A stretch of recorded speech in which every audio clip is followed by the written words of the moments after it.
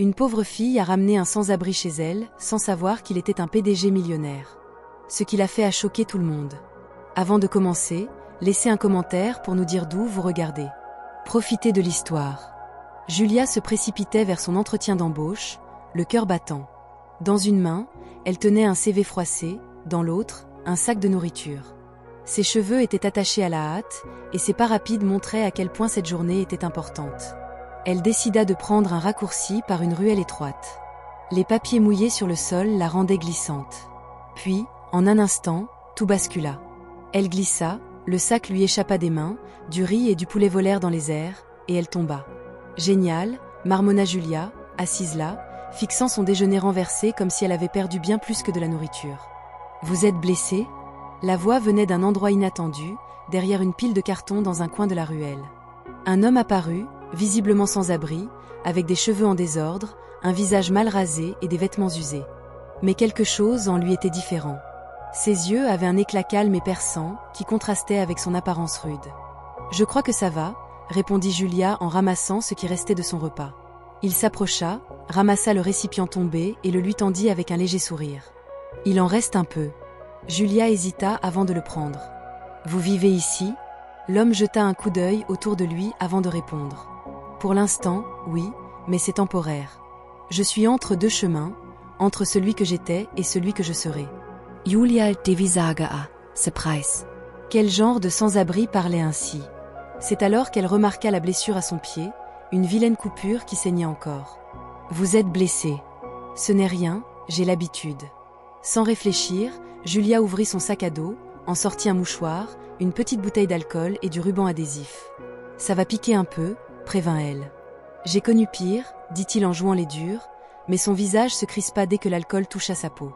Elle termina rapidement le pansement et allait se lever quand son estomac gargouilla bruyamment. « Parfait », grommela-t-elle, « j'ai perdu mon déjeuner, je suis en retard, et maintenant je suis aidée par quelqu'un dans une pire situation que moi. J'ai un sac de pain, vous en voulez ?» Elle le regarda, surprise, puis fixa le sac qui lui tendait avant de soupirer, résignée. « Seulement s'il y a du beurre. » Il rit, et elle aussi. Quelques minutes plus tard, ils étaient assis sur le trottoir, partageant le pain comme de vieux amis. Julia consulta sa montre et réalisa qu'elle était déjà trop en retard. Plus la peine de se presser, l'entretien qu'elle voulait tant était fichu. « Eh bien, voilà, pas de boulot, pas de déjeuner, et maintenant je perds mon temps avec un homme mystérieux aux yeux étrangement beaux. Vous trouvez mes yeux beaux ?» Julia rougit et détourna le regard. « Comment vous appelez-vous » demanda-t-elle pour changer de sujet. « David. » « Et vous ?»« Julia. » Il l'observa un instant, comme s'il mémorisait son visage. « Alors, vous vivez vraiment dans la rue ?»« Techniquement, oui, mais mon toit, c'est le ciel. Ça doit être dur. » David ne répondit pas, il resta silencieux. Julia se leva, épousseta ses vêtements et ramassa son CV. « Bonne chance, David. »« À vous aussi, Julia. » Elle s'éloigna, mais elle ne l'oublia pas. Dans les jours qui suivirent, Julia continua de passer par cette ruelle, toujours pressée, toujours à la recherche de nouvelles opportunités. Les entretiens se transformaient en un cycle de promesses vides. Mais David, lui, était toujours là, au même endroit, avec le même regard calme et observateur. Parfois, ils échangeaient un salut, d'autres fois, de courtes conversations. Une fois, il complimenta son courage pour avoir tenu tête à un vendeur de rue grossier. Lentement, sa présence devint une petite partie stable de ses journées chaotiques. Puis, par un après-midi glacial, Julia traversa la ruelle à nouveau. Elle venait de quitter un autre entretien décevant et trouva David différent. Il tremblait, le pansement qu'elle avait posé était toujours là, mais sale et à peine en place. La blessure avait empiré, son visage était pâle, ses yeux enfoncés, ses bras serrés autour de lui comme pour retenir un peu de chaleur. Julia s'approcha. « Vous avez toujours ce pansement ?» demanda-t-elle, inquiète. « Il tient encore », répondit-il avec un faible sourire. Elle s'agenouilla pour vérifier. La plaie était infectée, et il cachait mal ses tremblements. Julia regarda autour d'elle, réfléchissant. Elle savait que ce n'était peut-être pas le choix le plus sûr, mais elle pensa à la petite pièce à l'arrière de son appartement. Minuscule, simple, mais avec un lit, une couverture et un radiateur qui fonctionnaient. « J'ai un endroit », murmura-t-elle. David la regarda, mêlant surprise et méfiance. Rien d'extraordinaire, juste une petite chambre, mais c'est mieux que le sol froid. Vous pouvez rester pour la nuit, Juste ce soir. Juste ce soir, répéta-t-elle fermement. Il hésita, mais il était trop faible pour refuser. Il hocha la tête. Elle tendit la main, il la prit. Solche min, Julia Lobserva. Même en boitant, David se tenait droit, comme s'il conservait une dignité que personne d'autre ne voyait. Il ne détournait pas le regard, ne semblait pas honteux, et cela l'intriguait encore plus. Quand ils arrivèrent, elle ouvrit la porte de son petit appartement. Bienvenue dans mon château, ignorait le désordre et elle odeur de désinfectant. David entra lentement, s'arrêta devant une photo encadrée d'une femme âgée souriante à côté de Julia. Votre mère ? Ma grand-mère. Elle est à l'hôpital cette semaine, je m'occupe d'elle. Il toucha le verre délicatement, murmura quelque chose que Julia n'entendit pas. Qu'avez-vous dit ? Rien, juste qu'elle me rappelle quelqu'un que j'ai connu. Julia sentit un frisson, mais décida de ne pas insister. Elle le conduisit à la petite pièce du fond. Voici la chambre, la salle de bain est au bout du couloir, les serviettes sont dans le placard, et attention au radiateur. Ne vous installez pas trop, d'accord ? C'est juste pour ce soir. Bien sûr, juste pour ce soir. David resta là, observant l'espace avec un respect silencieux. Cette nuit-là, aucun d'eux ne dormit bien. Lui, parce qu'il se sentait plus loin que jamais de son passé. Elle, parce qu'elle se sentait plus proche que jamais de quelque chose qu'elle ne pouvait pas encore expliquer. Jouons un petit jeu avec ceux qui lisent seulement les commentaires. Tapez « pizza » dans les commentaires, seuls ceux qui ont lu jusqu'ici comprendront. Maintenant, continuons l'histoire. Le lendemain matin commença avec le son implacable du réveil. Julia ouvrit lentement les yeux, pensant un instant avoir tout rêvé. Mais dès qu'elle entendit l'eau couler dans la salle de bain, elle se souvint que David était toujours là. Elle se leva, attacha ses cheveux en un chignon désordonné et alla à la cuisine. Elle trouva une assiette propre sur l'égouttoir et une casserole sur la cuisinière. « Vous avez cuisiné ?» demanda-t-elle, surprise, en voyant David assis à la table avec une tasse de café. « J'ai essayé, c'est plus une expérience qu'un repas, je n'ai rien promis d'explosif. » Julia prit une cuillère, goûta le riz et fit une grimace. « On dirait du porridge sans sel. »« Je m'entraîne, » dit-il avec un demi-sourire. Elle rit, lui aussi. Pour la première fois depuis qu'il était entré chez elle, Julia le vit se détendre. Pourtant, quelque chose en lui ne collait toujours pas. Sa façon de tenir la tasse, d'observer l'espace, ce n'était pas un homme ordinaire. « Vous avez l'air plus en forme aujourd'hui. »« Dormir sous un toit fait des merveilles, » répondit-il sans la regarder. Julia hocha la tête, se versa du café et s'assit en face de lui. « Je dois partir bientôt, 2 livraisons et un entretien aujourd'hui. Je peux rester encore un jour ?» Elle réfléchit une seconde. Leur accord était pour une nuit, mais il ne semblait pas être un problème. « D'accord, mais pas de fouilles dans mes affaires et plus d'expérience culinaire. Je promets, plus de porridge salé. » Alors que Julia sortait précipitamment, David s'installa sur le canapé du salon avec un livre trouvé sur l'étagère, « Économie pour les nuls ». Il sourit, l'ouvrit à la moitié et commença à lire, tournant les pages avec une familiarité troublante pour un sans-abri. Plus tard ce matin-là, il lava la vaisselle, rangea les serviettes de cuisine et nettoya le miroir de la salle de bain, prenant son temps comme s'il l'avait fait 100 fois auparavant. Ce soir-là, quand Julia rentra, l'appartement était silencieux et impeccable. « Tu as nettoyé ? Ça semblait juste, puisque j'occupe l'espace. Tu essaies de me séduire avec un balai et du savon ? Si ça marche, je peux laver le sol demain aussi. » Julia rit, s'effondra sur le canapé, épuisée. « Ma journée était un désastre. J'ai fait les livraisons, mais l'entretien, un fiasco.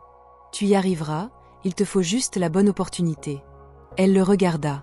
Sa façon de le dire n'était pas juste de l'encouragement, c'était comme s'il savait de quoi il parlait. On dirait quelqu'un qui a eu toutes les opportunités du monde. « Peut-être que j'en ai gâché quelques-unes, » dit-il, le regard lointain. Le lendemain, pendant que Julia était au travail, David réorganisa la bibliothèque et répara la lumière vacillante du balcon avec un tournevis improvisé, une cuillère tordue et une paire de pinces rouillées. Quand elle rentra, elle remarqua que la lampe fonctionnait. « Tu as touché à la lampe ? Ça me gênait. Tu es douée avec les outils ? J'étais curieuse enfant, j'aimais démonter les choses, pas toujours les remonter. » Julia croisa les bras, suspicieuse. « Tu n'es pas du tout comme je l'imaginais. Et tu imaginais quoi ? Un gars perdu, errant, incapable d'écrire son propre nom. Tu as trop lu et pas assez vécu. » Elle rit. « Arrogant, en plus ? Un peu, parfois. » Ils rirent ensemble. Leur arrangement improbable commençait à sembler normal. Mais la paix ne dura pas longtemps. L'après-midi suivant, un coup bruyant à la porte brisa le silence. Julia ouvrit. C'était le gérant de l'immeuble, monsieur Oswald, sévère comme toujours. « Bonjour, mademoiselle Julia, pouvons-nous parler ? » « Bien sûr, y a-t-il un problème ? » On nous a signalé un homme étrange rôdant autour de l'immeuble, cheveux en désordre, vêtements usés. Certains résidents sont inquiets. Julia es effigia. David apparut derrière elle dans le couloir, tenant une serviette. Quelque chose ne va pas ? Le gérant le regarda avec suspicion. Est-ce l'homme en question ? Julia ouvrit la bouche, mais David parla en premier. Désolé si j'ai causé des soucis. Je suis le cousin de Julia, je viens de l'extérieur et je reste ici quelques jours jusqu'à ce que je trouve un endroit. Cousin? Oswald Hauser u Ensursel. David es Avanka et tendit la main. David, ravi de vous rencontrer. Le gérant lui serra la main à contre-cœur. Faites attention, les résidents sont sensibles aux étrangers, et les règles de l'immeuble exigent l'enregistrement des visiteurs de longue durée. On s'en occupera, dit Julia, essayant de paraître ferme. Oswald Hochhaller tete et partit. Quand elle ferma la porte, elle se tourna vers David. Cousin? Ça a marché, non ? Elle rit, secouant la tête. Tu es trop doué pour improviser. Vieille habitude. Habitude de quoi ? De survie, dit-il en regardant par la fenêtre avec cette même expression calme. Cette nuit-là, Julia ne cessait de penser à ce qui s'était passé. Comment quelqu'un qui prétendait n'avoir rien pouvait-il être aussi rapide, articulé et observateur ? David dormait tranquillement dans la petite chambre d'amis, discret, mais quelque chose en lui criait le contraire de ce qu'il prétendait être. Elle s'approcha de la bibliothèque, regarda les livres qu'il avait rangés. L'un avait une page pliée au numéro 47. Elle l'ouvrit. Il y avait une note écrite avec son propre stylo. « Tu es meilleur que tu ne le penses, il faut juste que le monde le voie. » Julia sourit, et pour la première fois depuis longtemps, elle se sentit peut-être moins seule. Julia se réveilla avec l'odeur du café frais venant de la cuisine. Il était tôt, le ciel encore teinté d'orange. Elle s'étira lentement, oubliant un instant qu'elle avait quelqu'un chez elle. En entrant dans la cuisine, elle le vit de dos, manipulant habilement la cafetière qu'elle était sûre d'avoir cassée depuis des mois. « Tu as réparé ça ?» demanda-t-elle en se frottant les yeux. David se retourna avec un petit sourire. « Juste quelques fils desserrés, rien de grave. Et tu Y connais en électricité aussi ?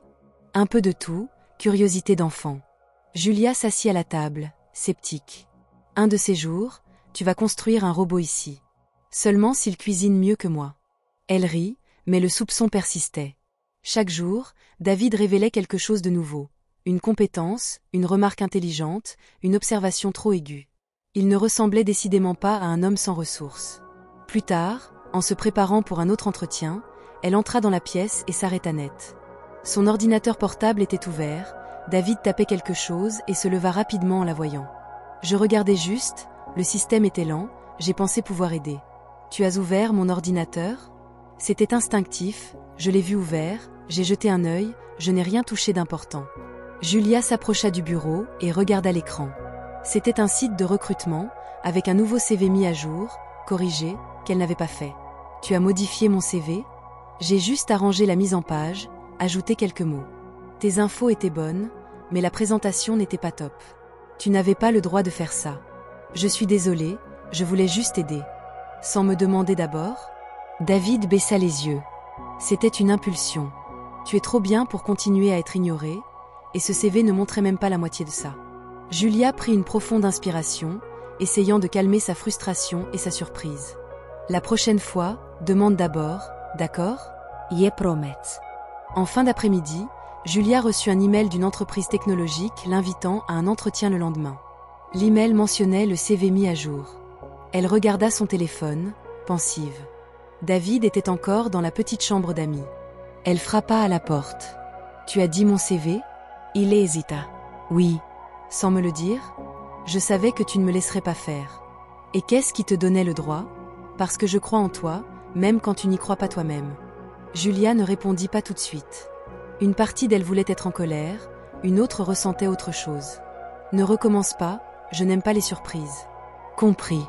Le lendemain matin, Julia se préparait pour l'entretien quand elle remarqua David sur le balcon, regardant le ciel. « Tu ne vas pas me souhaiter bonne chance ? » « Tu n'en as pas besoin, mais tu l'as quand même, dit-il en souriant. « Si j'ai ce boulot, je n'aurai peut-être plus besoin d'un invité dans la pièce du fond.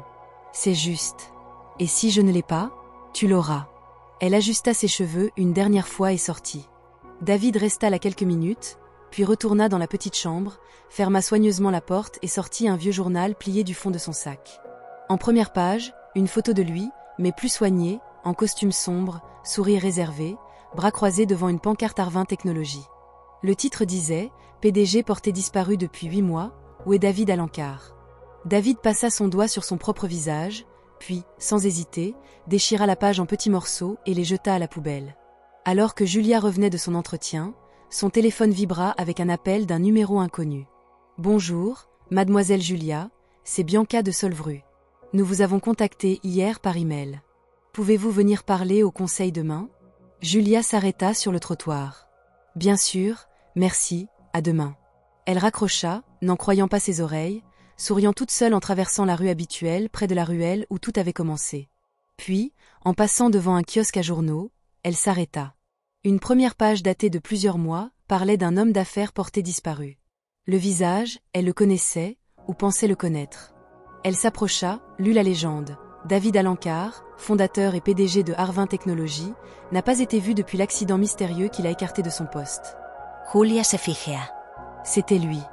Même structure faciale, mêmes yeux, même nom, David. Mais ça ne pouvait pas être vrai. Elle rentra chez elle en silence. En entrant, tout était en ordre. David était assis à la table, lisant un livre comme si de rien n'était. « Salut », dit-il nonchalamment. « Salut ».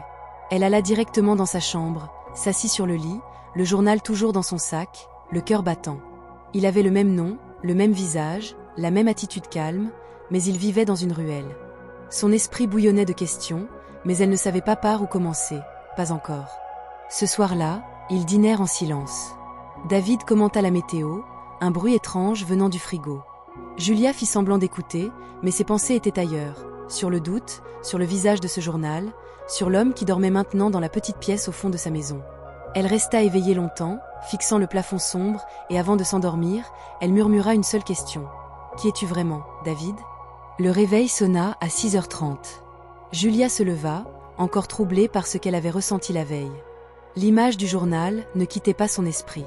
Le nom, le visage, le ton de l'article, tout indiquait que David n'était pas celui qu'il prétendait être. Mais elle n'avait pas le courage de l'affronter, pas encore.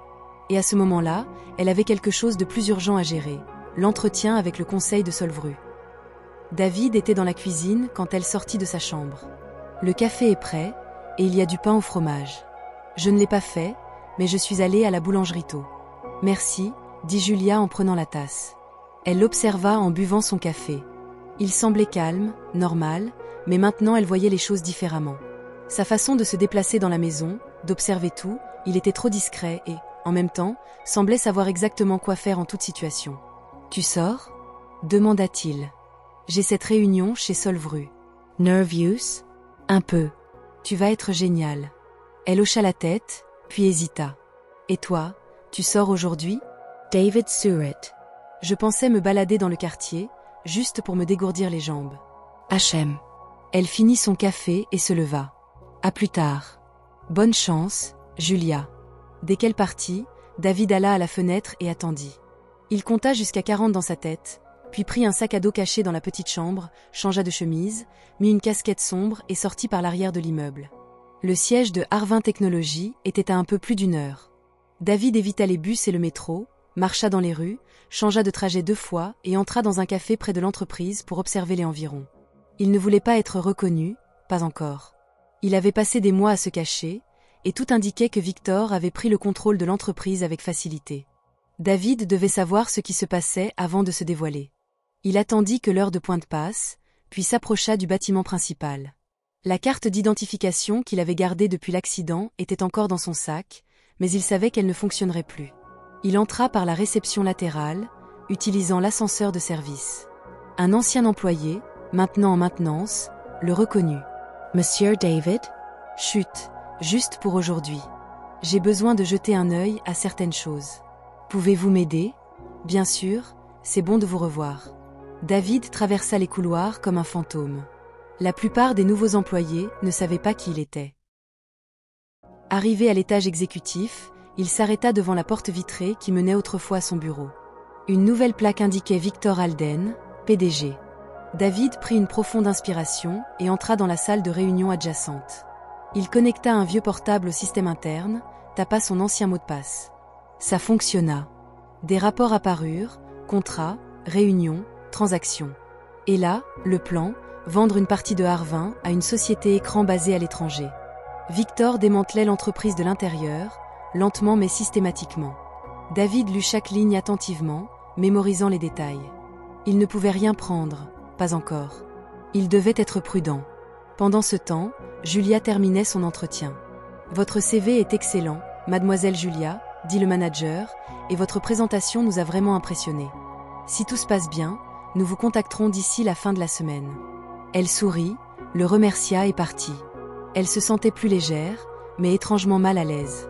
Elle prit le bus pour rentrer, mais descendit 2 arrêts plus tôt. Elle marcha jusqu'au kiosque où elle avait vu le journal. Il était toujours là. Elle demanda au vendeur s'il y avait d'autres éditions sur David Alencar. « Attendez », dit-il en sortant une pile de vieux journaux. Julia parcourut rapidement les titres. Homme d'affaires milliardaire disparaît après un présumé crash d'hélicoptère, Harvin Technologies change de direction après la disparition de son PDG, théorie sur la localisation de David Alencar inonde les réseaux sociaux. Elle sentit le sol vaciller sous ses pieds. Elle rentra chez elle en silence. Quand elle arriva, David était déjà là, assis sur le canapé, les cheveux encore humides comme s'il venait de prendre une douche. « Comment s'est passé l'entretien ?»« Bien, je crois que ça s'est bien passé. »« Super. Et toi, ta petite sortie ?» Il hocha la tête. « Ça fait du bien de prendre l'air. » Julia força un sourire et alla directement dans sa chambre. Elle ferma la porte, s'assit sur le lit et étala les journaux sur le matelas. Ses yeux se posèrent sur la photo en première page. Même regard, même posture. C'était lui, elle en était sûre maintenant. Ce soir-là, ils dînèrent ensemble. Julia essaya d'agir normalement, mais quelque chose avait changé. David le remarqua. « Quelque chose ne va pas ?»« Non, juste fatiguée. Tu sembles distante. » Je réfléchis, c'est tout. Il resta silencieux un moment, puis se leva. « Si je suis de trop, je peux partir. » Ce n'est pas ça. Elle croisa son regard. « Qui es-tu, David ?» Il ne répondit pas. « J'ai vu les journaux, j'ai compris. »« Est-ce vrai ?» David soupira, marcha vers la fenêtre et regarda la rue. « Oui. »« Alors pourquoi es-tu ici ? Pourquoi te caches-tu ? » ?»« Parce que j'ai perdu le contrôle de tout. Et quand j'ai pensé avoir assez perdu, je t'ai trouvé. » Julia de gluttet de Facilment. « Tu es David Alencar, le PDG porté disparu ? » Je l'étais. Mais après l'accident, je ne voulais pas revenir, pas comme ça. Ils m'ont dit que l'entreprise allait bien, que Victor s'occuperait de tout. Je les ai crus. Quand j'ai réalisé qu'ils mentaient, il était trop tard. Pourquoi ne pas être allé à la police ou à la presse ? Parce que ça m'aurait détruit. Pas physiquement, mais tout ce que j'ai construit serait réduit en poussière. Et je ne supporte pas la poussière. Julia ne savait pas quoi dire. Il y avait de la colère, oui, mais aussi de la compréhension. Il n'était pas juste un menteur, c'était un homme qui essayait de s'échapper de lui-même. « Alors, que vas-tu faire ?» David se tourna vers elle. « Je ne sais pas. Mais maintenant, peut-être que j'ai une raison de revenir. » Elle sentit son cœur s'accélérer, mais ne répondit pas. Elle se leva et alla dans sa chambre. David resta dans le salon, seul, regardant la photo de la grand-mère de Julia, pensant à quel point le destin pouvait être cruel et juste à la fois. La semaine suivante fut chargée pour Julia. En attendant une réponse de Solvru, elle continuait à prendre de petits boulots quand elle le pouvait. Elle travaillait comme serveuse lors d'événements le week-end, livrait des colis dans son temps libre et parfois tapait des CV pour les voisins contre un peu d'argent. Vendredi matin, elle reçut un message d'un numéro de collègue. Soirée ce soir, un événement d'une entreprise technologique, un gros. « Tu viens ?» Julia n'hésita pas et répondit oui. Elle ne le savait pas encore, mais cette invitation allait tout changer. Ce soir-là, Julia arriva au lieu de l'événement, un hôtel luxueux avec une façade miroir et un hall qui brillait comme une grande salle de bal. Le décor était élégant, le genre d'endroit qu'elle ne visiterait jamais par choix. On lui donna un uniforme standard et on la dirigea vers la salle principale. « Ne parlez aux invités que si nécessaire et souriez », dit le coordinateur en distribuant hâtivement des plateaux de verre. Julia prit une profonde inspiration et entra. La salle était immense. Des écrans affichaient des graphiques animés, des présentations d'entreprises étaient projetées sur les murs, et dans un coin, un orchestre jouait doucement. Elle circulait parmi les invités, équilibrant un plateau de champagne, essayant de garder une posture stable. Puis elle vit quelque chose qui la figea. David, en costume, rasé de près, se tenant droit, parlait à un groupe d'hommes bien habillés, gesticulant avec l'assurance de quelqu'un qui savait exactement où était sa place. Julia sentit son soufflet se couper. Pendant un instant, il ne la vit pas, ou fit semblant de ne pas la voir. Elle s'écarta rapidement et se dirigea vers un couloir, le cœur battant. Pourquoi est-il ici ? Pensa-t-elle. Comment personne ne le reconnaît-il ? Ou le reconnaissent-ils ? Elle regarda à nouveau. David riait avec un cadre plus âgé, tous deux tenant des verres. Il portait un badge avec un autre nom, Daniel Andrade. Elle ferma les yeux un instant. C'était trop réel. Dans la salle de repos utilisée par le personnel de l'événement, Julia tenta de se calmer. Elle sortit son téléphone pour envoyer un message à une collègue, mais le coordinateur l'appela ailleurs. Elle le laissa sur le comptoir. Quelques minutes plus tard, quand elle revint, le téléphone avait disparu. Elle chercha partout, demanda aux autres membres du personnel, rien. Elle sortit précipitamment de la salle de repos et commença à chercher dans l'événement, essayant de se souvenir où elle aurait pu le laisser. Elle s'arrêta près de l'entrée, observant le flux des gens qui entraient et sortaient. C'est alors qu'elle vit David, ou plutôt Daniel, se glisser discrètement par une porte latérale. Quelque chose dans la poche de sa veste attira son attention, un bord métallique, comme un téléphone. Julia n'eut pas le temps de l'affronter, il disparut dans les couloirs. Cette nuit-là, elle rentra chez elle sans son téléphone, sans réponse, et avec une tempête de questions dans la tête. David n'était pas encore revenu. Quand il rentra, il était plus de minuit. Il entra discrètement, sans allumer les lumières, pensant que Julia dormait. Mais elle était assise dans le salon, attendant. « Où étais-tu » demanda-t-elle directement. Il s'arrêta une seconde. « Je suis allée me promener. » Dans un hôtel 5 étoiles, en costume, avec un faux badge. David resta calme. J'ai dû y être. Voler un téléphone faisait aussi partie du plan. Je ne l'ai pas volé. Il sortit le téléphone de sa poche, le sien. Je l'ai trouvé dans le hall, près du buffet. J'allais le laisser à l'accueil, mais j'ai changé d'avis. Changé d'avis sur le fait de me le rendre ou de continuer tes mensonges. Il lui tendit le téléphone. Le voilà, batterie pleine, rien de touché. Tu faisais semblant d'être quelqu'un d'autre, accusa-t-elle. C'était le seul moyen d'entrer et d'entendre ce que Victor préparait. Julia es eleva, furieuse. Alors c'est ça ? Tu as menti, tu t'es infiltrée, et tu m'as fait passer pour une idiote devant tout le monde ? Je n'ai jamais voulu t'exposer. Mais tu l'as fait. J'avais besoin d'informations. Et qu'as-tu découvert ? David hésita, puis parla. Victor prévoit de vendre Arvin via une fusion avec une fausse entreprise. Le deal sera propre sur le papier, et la vraie société sera démantelée de l'intérieur. Il utilise mon nom sur d'anciens contrats qui n'ont pas encore été désactivés. Alors pourquoi ne le dénonces-tu pas ? Parce que je n'ai pas encore toutes les preuves. Si j'agis trop vite, il pourrait passer pour la victime. Julia fit les sen pas. Tu es quelqu'un que je ne connais même pas, David. Et moi, je pensais. Sa voix se brisa. Je pensais pouvoir te faire confiance. Tu peux. Vraiment ? Je t'ai vu à cet événement, tu étais quelqu'un d'autre. Tu regardais ces gens comme si tu appartenais à leur monde, et ensuite tu reviens ici, sur mon canapé, à manger ma nourriture, et tu fais semblant d'être encore le gars de la ruelle. Je ne fais pas semblant. Je suis à la fois l'homme qui a tout gâché et celui qui essaie de réparer. Julia prit une profonde inspiration. J'ai besoin de réfléchir. Elle entra dans sa chambre et ferma la porte. David resta là, dans le noir, tenant encore le téléphone. Le lendemain matin, Julia se réveilla l'esprit en tumulte. Elle se leva, fit du café, mais n'appela pas David. Il était déjà debout, habillé, prêt à partir. « Je serai parti quelques jours, dit-il, debout près de la porte. Tu t'enfuis encore ? Je finis ce que j'ai commencé. Seul ? Pour l'instant, oui. Et si je ne suis pas là à ton retour ? David es quissa triste sorire. Ça en vaudrait quand même la peine. Il sortit, et pour la première fois, Julia sentit que c'était peut-être la fin. De l'autre côté de la ville, David entra discrètement dans un petit bureau.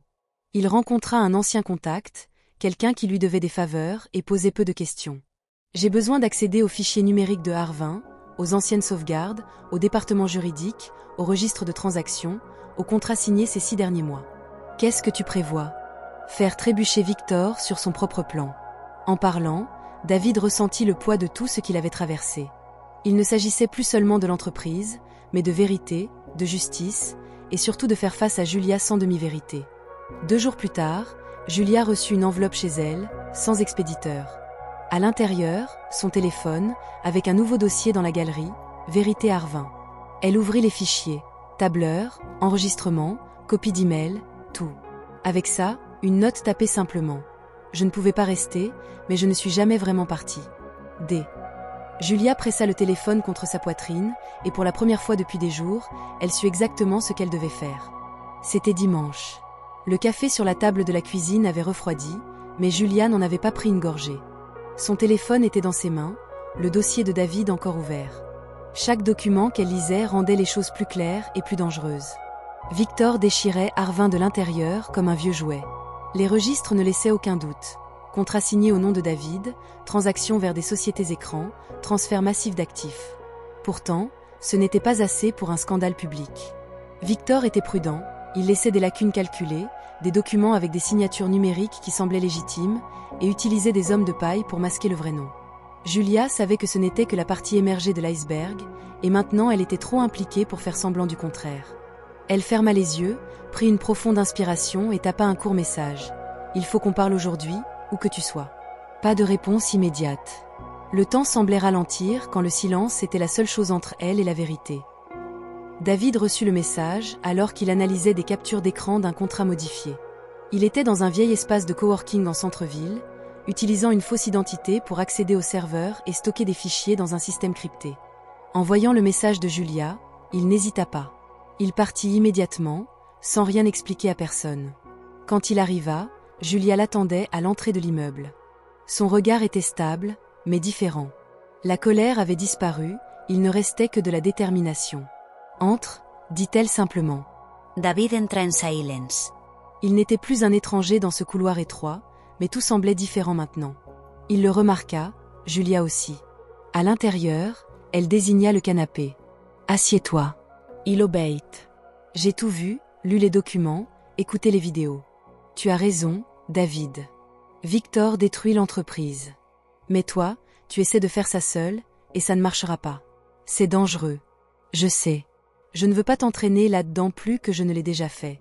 Mais tu l'as déjà fait, et maintenant je suis là. On ne peut plus revenir en arrière. » David baissa les yeux. « Alors, que suggères-tu » Julia prit un dossier sur la table. « Solvru m'a appelé hier. Ils m'ont offert un poste temporaire en support informatique.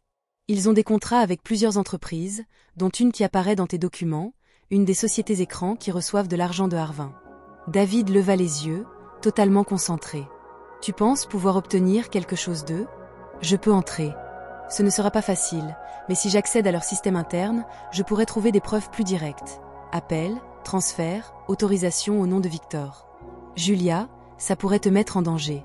J'ai été en danger depuis le jour où je t'ai ramené chez moi. David S. Approacher. Tu n'as pas à faire ça pour moi. Je ne le fais pas pour toi, ni pour moi. Je le fais pour la justice, pour la vérité, pour tous ceux qui sont trompés. » Ils restèrent silencieux quelques secondes. Il tendit la main, toucha son bras. « Je ne sais pas si je mérite tout ça. Alors ne cherche pas à le mériter, rends-le simplement utile. » Dans les jours qui suivirent, Julia commença son nouveau travail chez Solvru.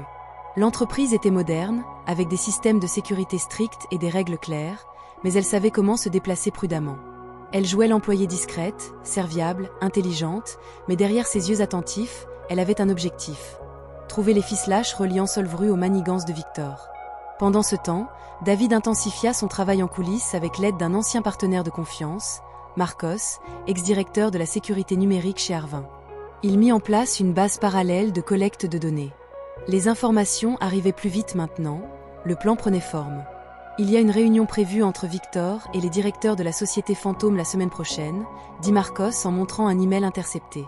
Où ? À l'hôtel Magnolia, salle privée, événement nommé fusion stratégique. David savait exactement ce que cela signifiait. Si ce contrat était signé, il perdrait toute chance de renverser la situation. La veille de la réunion, Julia mit la main sur quelque chose de précieux. Pendant une pause, elle accéda au système de l'entreprise et trouva un fichier caché contenant des enregistrements de réunions entre Victor et des cadres des sociétés écrans. Des voix claires, des conversations distinctes, des détails sur les paiements, les accords et l'utilisation des documents de David. Elle sauvegarda tout sur une clé USB, la cachant au fond de son sac. En sortant du bâtiment, son cœur battait à tout rompre. Elle avait l'impression de transporter de la dynamite. Ce soir-là, elle retrouva David. « Je l'ai », dit-elle en lui tendant la clé. Il la prit délicatement, comme s'il tenait de l'or. « Tu as pris un énorme risque. Ça valait le coup ? Plus que tu ne peux l'imaginer. » Il brancha la clé sur son ordinateur. L'écran afficha les fichiers audio. Puis la voix de Victor résonna. « David ne se montrera pas, et même s'il le fait, l'histoire est déjà écrite. Il a fui, disparu, le monde l'a oublié. » Puis une autre voix d'un cadre. « La fusion a lieu cette semaine, après ça, plus personne ne posera de questions sur lui. » David regarded Julia. Avec ça, on a tout. Elle prit une profonde inspiration. Et maintenant ? Il ferma l'ordinateur. Maintenant, on arrête de se cacher. Le jour de la réunion, David enfila le costume qu'il n'avait pas porté depuis l'accident, rasé de frais, cheveux bien coiffés, une nouvelle carte d'identification Arvin en main, réactivée grâce à une faille qu'il avait lui-même créée des années auparavant. Julia était prête aussi. Elle porterait une caméra cachée déguisée en bouton de chemise. Le plan était simple. Il entrerait en tant qu'investisseur, elle, déjà prévue pour assister à la logistique de la réunion, se fondrait dans la masse. Quand ils se retrouvèrent à l'entrée de l'hôtel, l'air était tendu. « Tu es prêt ?» demanda-t-il. « Finissons en. » La salle était remplie de gens importants. Victor n'était pas encore arrivé. Les directeurs des sociétés écrans étaient assis autour d'une grande table ovale. Julia se déplaçait parmi eux, distribuant des documents, connectant des câbles, ajustant le projecteur, agissant comme si tout était normal. Quand Victor entra enfin, le silence envahit la pièce, mais cela ne dura pas. « Messieurs, dit-il, aujourd'hui, nous faisons un pas important en avant. Et pour cela, j'ai le plaisir de présenter un nouveau partenaire, Daniel Andrade. » David entra par la porte latérale. L'impact fut immédiat. Les regards se croisèrent, quelqu'un murmura, un des directeurs pâlit. Victor se figea. Ce n'est pas possible. David marcha calmement vers l'avant de la salle. Ravi de te revoir, Victor. C'est une intrusion, tu te fais passer pour quelqu'un d'autre. Non, je reprends qui je suis. David Alencar, fondateur de Arvin, est victime d'une fraude qui commence avec toi. Victor tenta de rester composé, mais les regards dans la salle avaient changé. David désigna Julia. Tout a été enregistré, chaque réunion, chaque appel, chaque faux pas. Julia activa la diffusion en direct. Les écrans autour de la salle affichèrent les fichiers audio, les voix, les preuves. Certains tentèrent de partir, d'autres restèrent figés. Victor contre-attaqua. C'est faux, manipulé. Mais personne ne le crut. David sortit une enveloppe de sa poche. Ordonnance du tribunal gelant tous les actifs liés aux sociétés écrans de Arvin, et Victor, un mandat d'arrêt signé ce matin. Des policiers entrèrent par le côté de la salle. Victor fut menotté sans résistance, mais avant d'être emmené, il regarda David. « Tu penses avoir gagné ?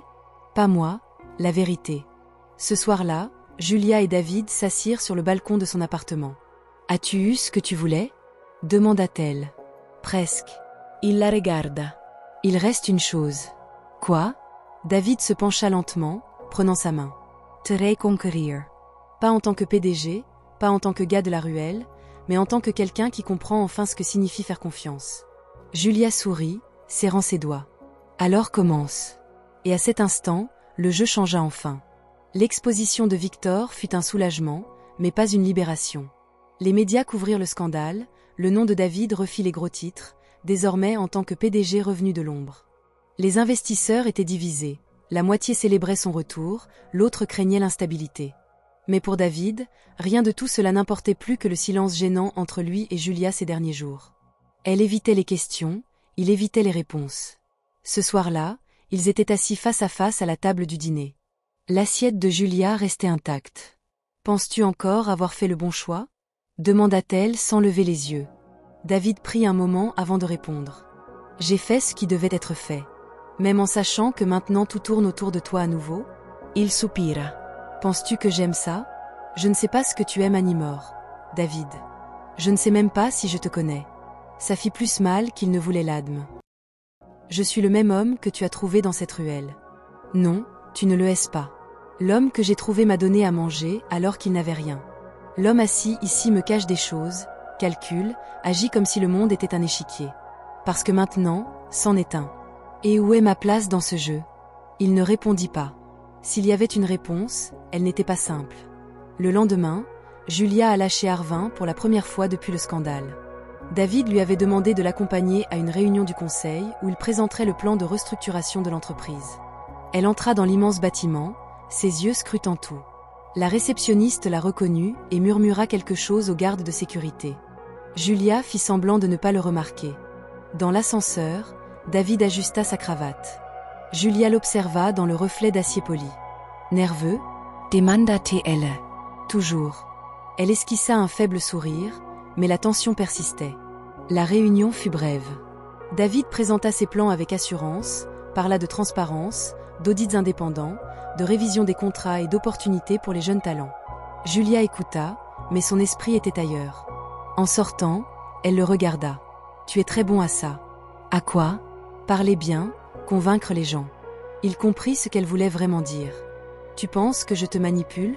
Je pense que tu t'es habitué à tout contrôler. » David resta silencieux alors que Julia s'éloignait pour récupérer son téléphone au bureau d'accueil. Il retourna à son bureau. En chemin, un garde de sécurité l'arrêta discrètement. « Monsieur Alencar, un homme est venu hier soir, il a laissé ça à votre nom, mais ne s'est pas identifié. » C'était une fine enveloppe, sans adresse de retour. David l'ouvrit sur place. À l'intérieur, une seule photo, Julia entrant dans un bâtiment, avec une note manuscrite. « Jusqu'où est-elle avec vous ?» Son estomac es nur. Ce soir-là, il ne rentra pas. Julia passa des heures à fixer son téléphone, la porte, l'horloge. L'anxiété revint comme une vieille ennemie. Quand il arriva enfin, il était plus de 2 heures du matin. Ses yeux étaient rouges, son visage épuisé. « Où étais-tu » ? J'avais besoin de réfléchir. « À quoi ?» ? À tout, à comment tout ça t'affecte. « Et tu penses que disparaître aide ?» Il s'assit sur le canapé. « Quelqu'un m'a envoyé une menace, une photo de toi. » Ses yeux s'écarquillèrent. « Quoi ? Ils essaient de semer le doute, me rendre méfiant envers toi. Et ça a marché ? Non, mais ça m'a fait réaliser à quel point nous sommes exposés. » Julia s'assit à côté de lui, plus près qu'elle ne l'avait prévu. « Je ne vais nulle part, David, sauf si tu me repousses. Je ne ferai jamais ça. Alors dis-moi tout, plus de secrets. » Il hésita, puis, comme s'il soulevait un poids de ses épaules, il parla. « J'ai une fausse identité. Daniel Andrade était un nom que j'ai créé il y a des années lors d'un voyage d'affaires à Dubaï pour conclure des deals avec des investisseurs qui ne faisaient pas confiance aux jeunes PDG. J'ai utilisé ce nom pour me déplacer, signer des documents, même ouvrir des comptes. Tu as des comptes qui ne sont pas à ton nom ? J'en avais, mais tout a été légalisé à mon retour. Pourtant, le nom est resté comme une ombre, et maintenant quelqu'un l'utilise contre moi. Quelqu'un de l'intérieur, peut-être. Julia se leva. Tu dois signaler ça. Sans preuve, je ne peux pas. Si j'admets qu'il y avait une fausse identité liée à moi, ils l'utiliseront pour ruiner ma crédibilité. Alors trouve des preuves avant qu'ils ne l'utilisent contre toi. » Il hocha la tête. 2 jours plus tard, Julia reçut une enveloppe anonyme au café où elle travaillait avant de prendre des missions freelance chez Solvru. À l'intérieur, une copie d'un document de transfert d'actions au nom de Daniel Andrade. Le nom de David n'apparaissait nulle part, et une note. « Crois-tu encore le connaître ?» Elle alla chez Arvin cet après-midi-là sans prévenir. Elle attendit qu'il finisse sa dernière réunion et l'intercepta dans le parking. « C'est à toi ?» Elle lui tendit l'enveloppe. David le reconnut instantanément. « Qui te l'a donné ?»« Ça m'est parvenu comme ça t'est parvenu. »« Julia, c'est une partie de ce que je t'ai dit. Quelqu'un essaie de briser la confiance entre nous. Et ça marche ? Seulement si tu le laisses faire. » Elle croisa les bras. « Mais pourquoi ne m'as-tu jamais parlé de ce passé ? De cet autre nom ? Parce que c'était une erreur que j'avais enterrée, une erreur que je pensais ne jamais revoir. Tu ne peux pas t'attendre à ce que je croie tout sans le remettre en question. David. Tu as disparu pendant des mois, menti sur qui tu étais, infiltré des soirées avec de faux badges, et maintenant il y a des documents avec des noms que je n'ai jamais entendus. J'ai le droit de douter de toi. » Il baissa la tête. « Tu as raison. Alors, on continue ou on s'arrête ici ? » David S. approacha, hesitant. Je ne veux pas te perdre, mais je ne veux pas non plus que tu sois à mes côtés sans savoir où tu en es. Alors montre-moi tout, ce soir. Ce soir-là, David emmena Julia dans un petit entrepôt en banlieue. Là, il gardait une archive personnelle de tout ce qu'il avait collecté au fil des ans. Dossiers avec d'anciens contrats, Notes manuscrites, enregistrements, même des reçus de transactions jamais officiellement enregistrés. C'est la partie de ma vie que je cachais, pas pour te tromper, mais parce que j'en avais honte. Julia parcourut les papiers. Tout ça est à toi? Oui, une partie de ma vie que personne ne connaît, juste moi, et maintenant toi. Elle le regarda un instant, toute la peur disparut. Tu n'es pas parfait, mais au moins maintenant tu es réel. David Surratt, Solage. C'est le plus près de la vérité que je puisse être. Alors commence ici. À partir de maintenant, plus de secrets. Promis. Julia s'avança et le serra fort dans ses bras, sans hésitation. Il ferma les yeux et sut enfin qu'il n'avait plus à fuir. Mais de l'autre côté de la ville, dans un bureau faiblement éclairé, un homme observait tout sur un écran. Ils sont à nouveau ensemble, dit-il à personne en particulier. L'assistant derrière lui garda les yeux baissés. Dois-je avancer avec le plan? Oui, mais maintenant plus prudemment. Ils sont plus forts, et ça rend tout plus dangereux. L'homme alluma une cigarette, se renversa dans son fauteuil et sourit. Mais ne t'inquiète pas, même les alliances les plus solides ont des fissures invisibles. Julia se réveilla dans un silence différent ce matin-là. L'appartement semblait plus grand, plus vide. La bouilloire était toujours à sa place habituelle, mais il n'y avait pas d'odeur de café frais, pas de bruit de pas de David venant de la petite chambre d'amis. Instinctivement, elle se leva et y alla. Le lit était fait, la porte du placard ouverte, et sur l'oreiller, une enveloppe avec son nom. Elle la prit avec des mains tremblantes, s'assit au bord du lit et lut. « Julia, quand tu ouvriras cette lettre, je serai partie. Pas parce que je veux fuir loin de toi, mais parce que je sais que rester est plus dangereux que partir. Je sais que tu diras que j'aurais dû te laisser choisir, que j'aurais dû te faire confiance, et tu aurais raison. Mais cette fois, le choix est le mien, et je choisis de te protéger. Il n'y a pas un endroit au monde où je suis sans que tu sois avec moi en pensée. Pas un jour ne passe sans que je sois reconnaissant de t'avoir rencontré dans cette ruelle. Tu m'as donné plus qu'un abri, tu m'as donné une direction. Mais maintenant, je dois réparer quelque chose qui me retient encore. Je dois retourner là où tout a commencé, et seulement alors, si c'est encore possible, je reviendrai là où je me sens entier, à tes côtés. David. Julia ne pleura pas, mais elle ne put pas bouger pendant longtemps. Son absence était physique, mais si émotionnelle qu'elle semblait peser sur chaque mur de l'appartement. Dans les jours qui suivirent, elle s'occupa avec le travail. Solvru l'appela pour un nouveau poste, pas temporaire cette fois, mais permanent.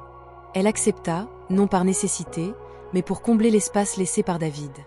Elle évitait les nouvelles, mais son nom apparaissait encore parfois.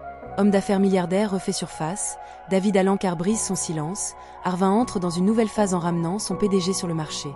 Elle ne lisait pas les articles, ne cliquait pas sur les vidéos. Elle ne voulait pas voir cet aspect de lui. Le David en costume, qui parlait aux reporters et serrait des mains dans les salles de réunion, n'était pas celui qui lui manquait. Elle regrettait le David qui riait de ses propres erreurs culinaires, qui restait éveillé tard pour réorganiser ses livres par thème plutôt que par auteur. Et même avec le temps, ce David ne partait jamais vraiment. Il était partout. Un après-midi, après le travail, Julia décida de se promener. Le ciel était couvert, l'air frais. Elle n'avait pas pris de parapluie, pas de destination précise. Elle passa par des rues familières, d'autres qu'elle avait évitées, jusqu'à ce que, sans le vouloir, ses pas la ramènent à la même ruelle où tout avait commencé. Là, l'endroit où elle était tombée, avait laissé tomber son déjeuner et rencontré un homme qui changerait sa vie pour toujours. Elle sourit pour elle-même, pas seulement à cause du souvenir, mais parce que, pour la première fois, elle sentit qu'elle pouvait avancer, même sans lui. Mais l'univers, apparemment, n'en avait pas fini avec eux. De l'autre côté de la ville, David était assis dans une voiture, regardant son ancienne entreprise par la fenêtre. Le bâtiment Arvin était maintenant un symbole de reconstruction. Il l'avait laissé entre les mains d'un nouveau conseil, avec une équipe de confiance déterminée à faire les choses correctement. « Tu es sûr de ça ?»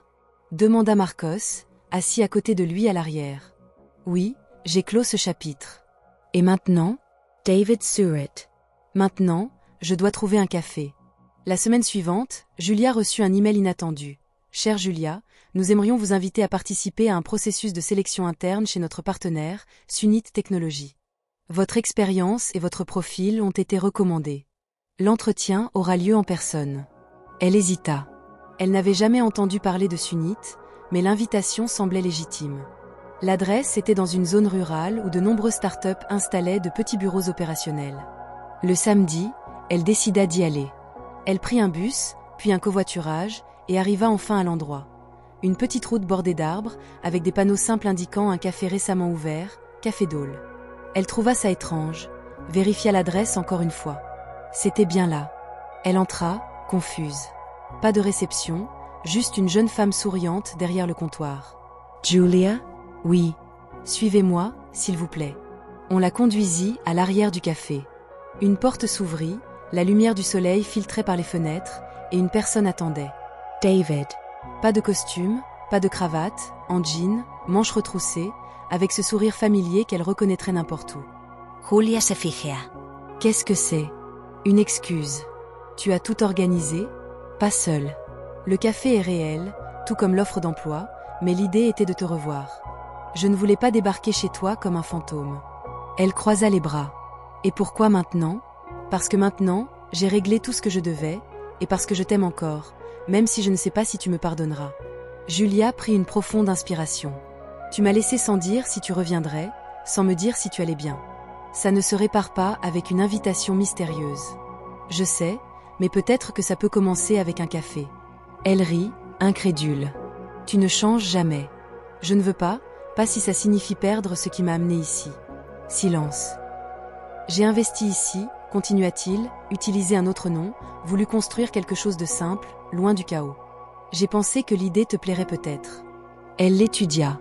Alors tu veux que je travaille pour toi? Je veux que tu décides ce que tu veux. Si tu veux partir maintenant, c'est bien. Mais si tu veux essayer, on peut recommencer, pas en tant que PDG et la fille de la ruelle, mais en tant que Julia et David égaux. Elle regarda autour d'elle, l'odeur du café, la lumière douce, son cœur battant. Et si je dis oui? Je te donne un tablier. Et si je dis non? Tu as un café gratuit et tu repars avec ta dignité intacte. Julia s'avança lentement vers lui, s'arrêta à quelques centimètres. Tu as du sucre? On a même du lait végétal. Alors, quelle est la spécialité du jour, patron? David Surratt. La spécialité maison, nouveau départ. Elle prit le tablier qui lui tendit, le mit lentement, et pour la première fois depuis longtemps, elle sentit qu'elle était exactement là où elle devait être. Alors qu'ils préparaient le premier café de la journée ensemble, une femme de l'autre côté du monde lisait un email avec intérêt, cible identifiée. Le PDG n'est plus actif au conseil de l'entreprise, influence minimale sur le marché, mais émotionnellement vulnérable. Elle tapa juste 2 mots en réponse, continuait d'observer. Le jeu n'était pas fini, mais Julia et David étaient enfin prêts à jouer ensemble. Le panneau Café Dole commençait à gagner en renommée dans la région. Les locaux aimaient l'atmosphère chaleureuse, le café artisanal, et surtout le couple sympathique qui semblait tout droit sorti d'une comédie romantique. Julia se sentait bien là, pour la première fois depuis longtemps, elle travaillait sans fardeau, sans peur, sans l'épuisement de courir constamment. David, lui, semblait plus léger aussi, loin des bureaux vitrés de Harvin, des journaux et des contrats étouffants. Mais cette paix ne durerait pas. 1 semaine après leur retrouvaille, la façade commença à se fissurer. Tout commença par un appel téléphonique. « Julia, c'est Sandra de Solvru. Tu as un moment? Bien sûr, tout va bien? C'est à propos de l'affaire Harvin. Tu es toujours sur la liste des témoins convoqués. » Quoi? La défense de Victor a déposé une nouvelle stratégie. Ils essaient d'accuser David de fraude corporative et de fausse représentation d'identité. Tu es listé comme une figure clé du temps où il se cachait. Julia pressa une main sur son front. Mais il se protégeait.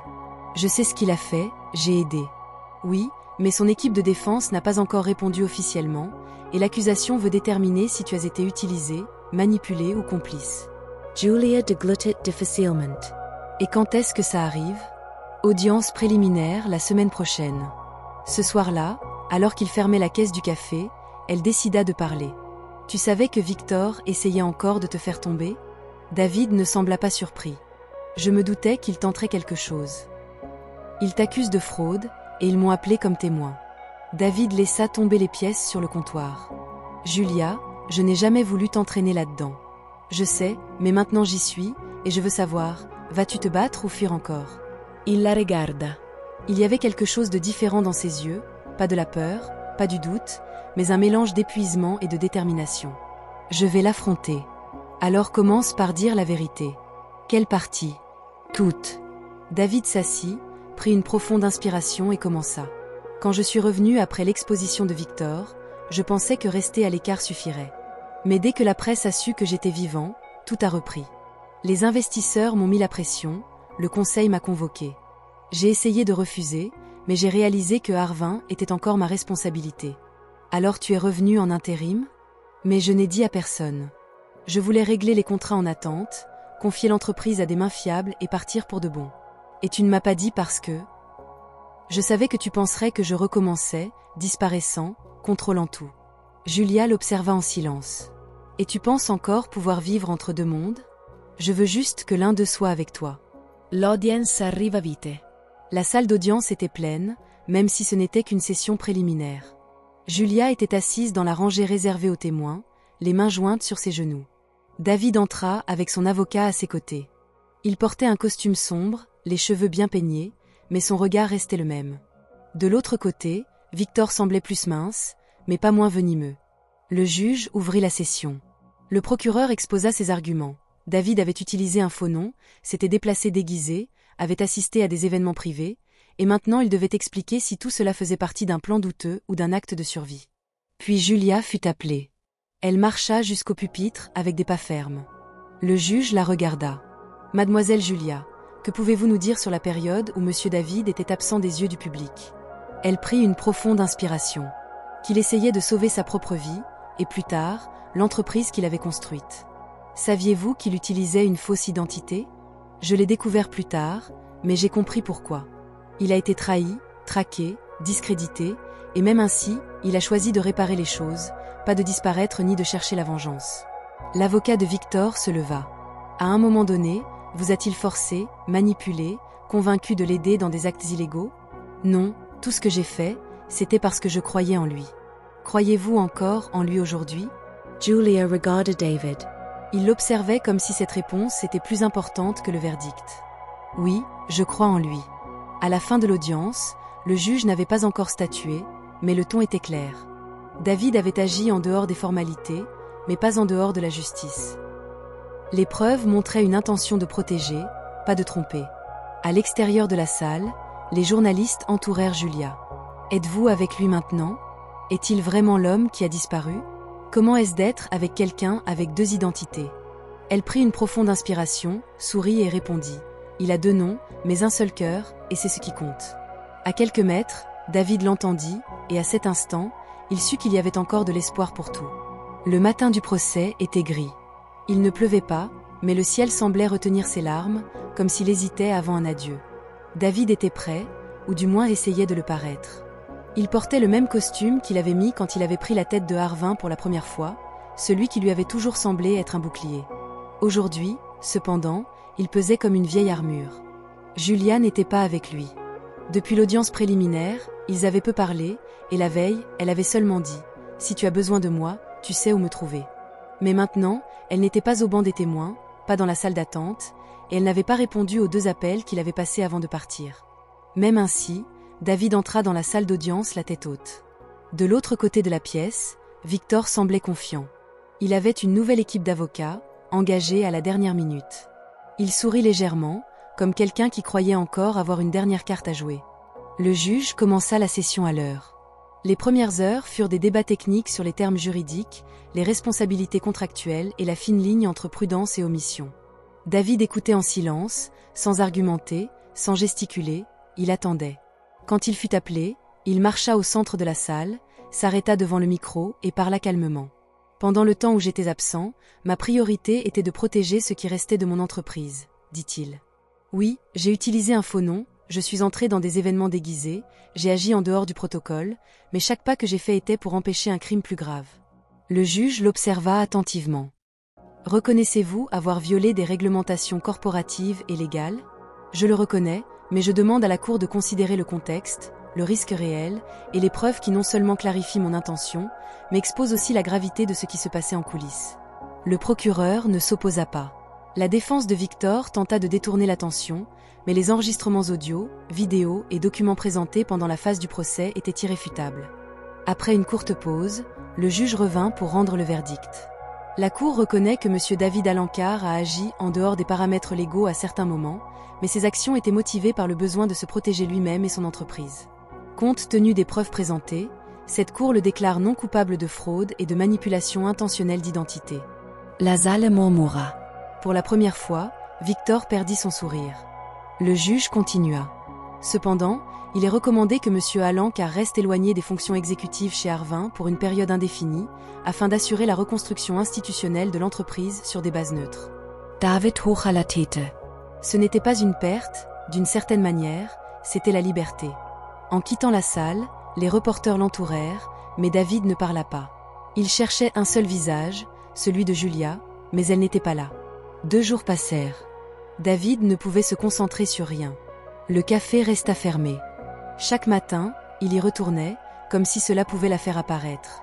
Le 3e matin, il trouva le comptoir propre, les plantes arrosées, et une chose différente, une lettre posée sur la machine à café. Il reconnut l'écriture instantanément. David, tout d'abord, félicitations. Tu as fait ce que beaucoup auraient abandonné. Mais j'avais besoin de temps, parce que te regarder dans cette salle d'audience était dur, voir le poids que tu portes encore, voir le monde te ramener en arrière alors que tout ce que tu veux, c'est respirer. Je t'aime, mais je m'aime aussi, et là, j'ai besoin de me rappeler qui je suis sans toi autour. Parce que pendant longtemps, ma vie a été une question de survie, et maintenant que j'ai appris à vivre, je veux le faire pour moi. Ce n'est pas un adieu, mais une pause. Parfois, une réunion n'est belle que grâce à l'espace entre les deux. Avec amour, Julia. David resta immobile longtemps, puis se fit une tasse de café, s'assit près de la fenêtre et regarda le petit jardin qu'ils avaient commencé ensemble. Il ne pleura pas, mais il laissa le silence remplir chaque coin de ce qu'elle avait laissé derrière. Des mois passèrent. David ne retourna jamais chez Arvin. À la place, il investit dans de petites entreprises, des cafés, des projets sociaux axés sur l'éducation. Il choisit une vie plus calme, plus simple, mais jamais solitaire. Julia changea aussi. Elle ouvrit une petite librairie dans un quartier tranquille, créant un espace cosy pour la lecture communautaire. Elle travaillait moins, souriait plus. Elle était entière. Ils ne s'étaient pas revus pendant tout ce temps, mais ils pensaient souvent l'un à l'autre. Puis, un matin de printemps, une lettre arriva à la boutique de Julia. Elle était signée d'une seule lettre, D, et disait « J'ai trouvé une ville où les arbres fleurissent toute l'année, où le café ne refroidit jamais, et où il y a une chaise vide à côté de la mienne. Si tu veux revenir un jour, je serai là. » Julia lut la lettre avec un doux sourire sur les lèvres, et pour la première fois depuis longtemps, elle ne ressentit aucune hâte. Elle savait que les retrouvailles viendraient, mais seulement quand ils seraient tous deux prêts à rester. Le jour commença avec une brise chaude balayant les trottoirs de la petite ville où David s'était installé. Pas de signe de pluie, mais le ciel était rempli de nuages légers voilant doucement le soleil. C'était le genre de matin qui appelait des moments calmes, du café frais et des souvenirs.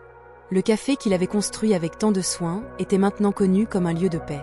Dintino Café n'était pas juste un nom, c'était le sentiment que tout le monde avait en franchissant la porte. Mais ce jour-là, David se réveilla agité. Il ne savait pas pourquoi, il le ressentait simplement, comme si quelque chose allait se passer. Il prépara les tables, vérifia les grains de café, nettoya la machine à espresso, puis alluma les lumières de la terrasse extérieure et plaça une fleur fraîche dans le vase de la fenêtre. Et il attendit. Julia arriva au bout de la route, le cœur battant. La ville était plus petite que dans ses souvenirs, ou peut-être était-ce la première fois qu'elle la voyait avec des yeux calmes. L'endroit sentait l'histoire et résonnait de tranquillité. Les rues étaient étroites, les maisons basses, leurs fenêtres ouvertes comme si la vie y respirait différemment. Elle portait peu de bagages, un sac à dos, un carnet et une lettre dans sa poche, celle que David avait envoyée des mois auparavant. Elle ne lui avait pas répondu, mais l'avait gardée, lue et relue. Et ce matin-là, elle avait décidé qu'il était temps d'y aller, non par manque, mais par certitude. Le panneau en bois avec des lettres dessinées à la main la fit sourire, Dintino Café. C'était une invitation. Elle poussa la porte lentement, la petite cloche tinta. David apparut derrière le comptoir. Leurs regards se croisèrent, et pendant quelques secondes, aucun ne parla. Ils se regardèrent simplement, comme pour confirmer que le temps, aussi cruel soit-il, n'avait pas effacé ce qui comptait vraiment. « Alors, dit-il enfin, tu es venu. Ça m'a pris trop longtemps. » « Non, pile au bon moment. » Elle s'avança vers le comptoir. « Tu l'as vraiment fait, un café au milieu de nulle part. Parfois, on n'a pas besoin de grand-chose, juste un endroit qu'on peut appeler maison. » « Et tu l'as trouvé ? » ?»« Pas encore, mais je suis proche. » Il désigna la chaise de l'autre côté du comptoir. Elle s'assit. « Qu'est-ce qui est bon aujourd'hui ? Le café maison est toujours corsé, et le voisin fait du pain au fromage frais. » « Du pain au fromage ? » Elle sourit. « Tu sais vraiment comment me conquérir. J'ai appris du meilleur professeur. » Silence. Elle baissa les yeux un instant. « Je pensais que tu ne m'écrirais pas. Moi aussi, mais je l'ai fait. Parce qu'écrire était le seul moyen de ne pas t'oublier sans paraître désespéré. Julia rit. Tu n'as jamais été désespéré. Seulement à l'intérieur. Ils s'assirent sur la terrasse, chacun avec une tasse de café. Le jardin était en fleurs, les feuilles dansaient dans la brise. Pas de hâte, pas d'attente, juste la pause parfaite entre la fin d'une histoire et le début d'une autre. La librairie que tu as ouverte est magnifique, dit-il. J'ai vu des photos, on dirait plus qu'une boutique, un endroit où les gens se sentent chez eux. C'était l'idée, un espace où les gens peuvent respirer librement. Et tu as réussi? J'essaie encore, comme toujours. Elle le regarda. To has changed, David. Pour le mieux? Pour la vérité. Il hocha la tête. Et toi? J'ai arrêté de courir, de me cacher. Mais j'ai dû m'éloigner pour comprendre qui j'étais sans toi. Et tu l'as compris? Oui, mais maintenant je sais aussi qui je suis avec toi autour. David posa sa tasse. Je ne sais pas si j'ai encore le droit de demander quoi que ce soit. Mais tu vas demander. Si je te demandais de rester, juste quelques jours, y réfléchirais-tu? Elle ne répondit pas tout de suite, puis sourit. J'ai paquet d'assez de vêtements pour une semaine. Je peux te trouver un tablier. Je me sens déjà chez moi. Dans les jours qui suivirent, Julia aida à la caisse, aux tables, avec les clients. Elle réorganisa les livres sur la petite étagère du café et créa une section appelée Lecture avec café, une sélection de livres légers et inspirants. David observait tout avec une admiration silencieuse. Ce n'était pas comme avant. Ils n'avaient plus à se prouver quoi que ce soit ou à se sauver mutuellement, juste à marcher côte à côte. Un des habitués, un vieil homme à la barbe blanche et au chapeau usé, commenta « Vous deux, vous avez quelque chose de spécial, comme des pièces du même puzzle. » Julia souried. Peut-être qu'on l'est. David resta silencieux, mais ce soir-là, en fermant la caisse, il dit « J'ai pensé à quelque chose. » Quoi? Comment parfois la vie nous fait tourner en rond juste pour nous ramener là où on était censé être. Comme un café appelé d'Intino? Exactement. Julia le regarda dans les yeux. As-tu encore peur? De quoi? De te perdre à nouveau. Non, parce que maintenant je sais que si je me perds, tu me retrouveras. Elle tendit la main par-dessus le comptoir et prit la sienne. Un après-midi tranquille, avec la lumière du soleil filtrant à travers les fenêtres du café, David se tenait derrière le comptoir, tenant une petite boîte. Julia, occupée à écrire dans un carnet, leva les yeux. Qu'est-ce que c'est? Ferme les yeux, David. Fais-moi juste confiance. Elle ferma les yeux. Il s'approcha, et quand elle les rouvrit, elle vit une petite bague en argent avec une pierre simple. C'est une invitation, pas encore pour un mariage, mais pour construire quelque chose ensemble, un jour à la fois. Julia resta silencieuse un moment, puis elle prit la bague et la glissa à son doigt. Elle est légère, comme elle devrait l'être. Elle sourit. Alors, quelle est la spécialité du jour, fiancé? David rit. La même qu'avant, nouveau départ. Et dans cet endroit perdu sur la carte, mais trouvé par le cœur, ils commencèrent un nouveau chapitre, non pas avec de grandes promesses, mais avec honnêteté et un café chaud. Cette année-là, l'hiver arriva doucement. Ce n'était pas un froid mordant, juste assez pour que les gens portent des manteaux épais et cherchent la chaleur à l'intérieur. Pour les clients du café d'Intino, cela signifiait passer plus de temps là, blottis dans des fauteuils près des étagères, tenant leur tasse à deux mains comme si la chaleur du café pouvait aussi réchauffer leurs âmes. David et Julia se tenaient derrière le comptoir, comme tant de matins auparavant, mais quelque chose semblait différent. Le café était plus animé que d'habitude et le personnel, maintenant une équipe de 3 employés à temps plein, bougeait avec une énergie qui semblait cacher quelque chose. Qu'est-ce qui se passe ici aujourd'hui? Demanda Julia en observant l'agitation subtile. Oh, rien de spécial, répondit Pedro, l'un des baristas, en essayant de ne pas sourire. Pedro, tu ne sais pas mentir. David sortit de la cuisine avec un bouquet de tournesol. Julia fronça les sourcils. Ça aussi, c'est rien de spécial? Tu verras. Il marcha vers la porte du café, ouverte à cause du temps doux, et posa le bouquet sur une table sur la terrasse. Puis il tendit la main à Julia. Viens avec moi, David, juste 5 minutes. Elle le suivit sans résister. Dès qu'elle mit un pied dehors, elle vit quelque chose qui lui coupa le souffle un instant. Dans le jardin, maintenant décoré de banderoles délicates et de lumières suspendues aux branches, se tenaient ses amis, voisins, employés et même des clients fidèles du café, tous souriants, attendant. Qu'est-ce que c'est? David la regarda, les yeux brillants. C'est notre jour. Notre quoi? Là, sur l'herbe encore humide du matin, il mit un genou à terre. Julia, tu as été la chose la plus inattendue et parfaite qui me soit arrivée. Tu es apparue quand je n'étais que ruine, et tu as eu le courage de me reconstruire avec patience. Je ne veux plus vivre sans toi. Je ne peux même pas imaginer des jours où tu ne serais pas à mes côtés, à me disputer parce que j'ai oublié de mettre du sucre dans ton café. Elle rit, des larmes montant à ses yeux. Alors je te le demande, avec tout ce que j'ai et tout ce que je suis, veux-tu m'épouser? Elle mit une main sur sa bouche. Tu es serieux? Plus que tout ce que j'ai jamais fait dans ma vie. Et quand est le mariage? Tout de suite. Julia resta sans voix. David se releva et prit ses mains. Je sais que c'est inattendu, mais tout est prêt, simple, comme nous. Il ne manque qu'une chose. Quoi? Ta réponse. Elle regarda autour d'elle, les lumières, les visages familiers, le jardin qu'ils avaient entretenu ensemble. Puis elle le regarda à nouveau. Oui. Les invités applaudirent. Pedro commença à jouer une mélodie douce à la guitare. Anna, la voisine, apporta un gâteau aux carottes avec un glaçage au chocolat, leur préféré, comme elle le disait toujours. La cérémonie fut rapide. Un juge de paix local officia avec une légèreté charmante. David et Julia échangèrent leurs vœux en se regardant dans les yeux, comme si rien d'autre au monde n'existait. « Je promets de te rappeler qui tu es, même quand tu l'oublieras, dit-elle. Et je promets de te protéger, même si le monde s'écroule à nouveau, répondit-il. Le baiser suivit, sans hâte, comme si chaque chapitre de leur histoire, mêlé de douleur et de beauté, avait enfin trouvé sa fin parfaite. Cet après-midi-là, le café fut ouvert à tous. Les tables furent poussées sur le côté, transformant l'espace en une piste de danse improvisée. Les enfants couraient avec des serviettes nouées comme des capes, tandis que les adultes trinquaient avec des tasses de café garnies de crème et de chocolat. Julia observait tout, les yeux embués, assise près de la fenêtre.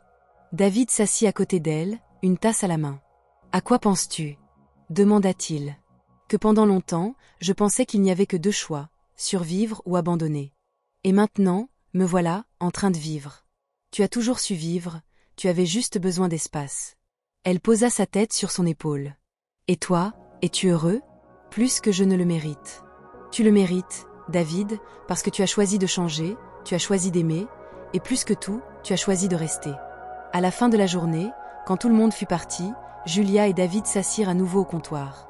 Le café était silencieux, éclairé seulement par la douce lueur d'une lampe dans le coin. « Tu sais à quoi je pensais » dit-elle en remuant sa cuillère dans sa tasse. « Quoi ? Peut-être qu'il est temps de changer le nom du café. » Le changer ? Pas complètement, juste un petit ajustement. Elle se leva, prit une feuille de papier et écrivit avec un stylo bleu « Café en cœur ». « Qu'en penses-tu » David Surratt. C'est exactement ce que nous sommes.